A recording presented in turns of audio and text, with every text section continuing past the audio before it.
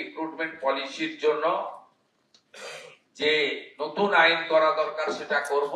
আমাদের উদ্দেশ্য থাকবে ওএমআর কার্বন কপি রিটিন পরীক্ষার আমরা যারা পরীক্ষায় বসবেন তাদের দেব, সে প্রভিশন আছে। আমরা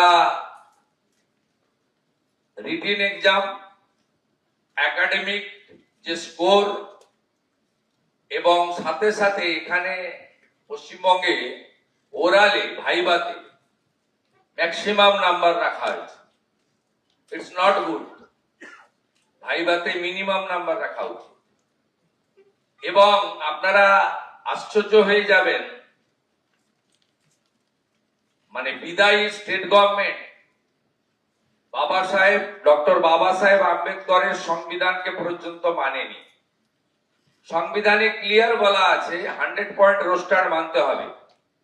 এসসি এসটি এবং ওবিসি রিজার্ভেশন, সাথে ইডব্লিউএস এবং এক্সাম ক্যাটাগরি এবং ফিজিক্যালি চ্যালেঞ্জ, এই যে ব্যবস্থাগুলো আছে ওয়েস্ট বেঙ্গলে মানা হয়নি 100 পয়েন্ট রোস্টার।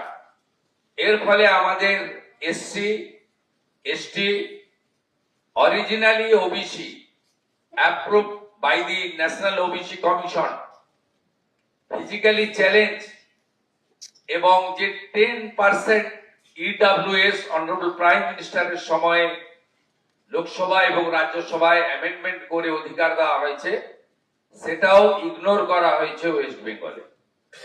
আমরা চাই স্বচ্ছতার সঙ্গে লিখিত পরীক্ষা, আমরা চাই একাডেমিকের মূল্যায়ন ইভ্যালুয়েশন, আমরা চাই 100 point roaster, 100% implementation, it's a mandatory as per hour constitution. আমরা চাই যে ওরালের নাম্বারটা একটু কম করে স্বচ্ছতার সঙ্গে যাতে আগামী দিনে রিক্রুটমেন্ট হয় এবং তার স্কোর রিক্রুটমেন্ট বোর্ড গুলো ওয়েবসাইটে দিয়ে দিতে পারে, হোয়াটসঅ্যাপ মেসেজ দিয়ে অ্যাপয়েন্টমেন্ট বা রিক্রুটমেন্ট না হয়। তাই আজকের এই মিনিংফুল অকেশন,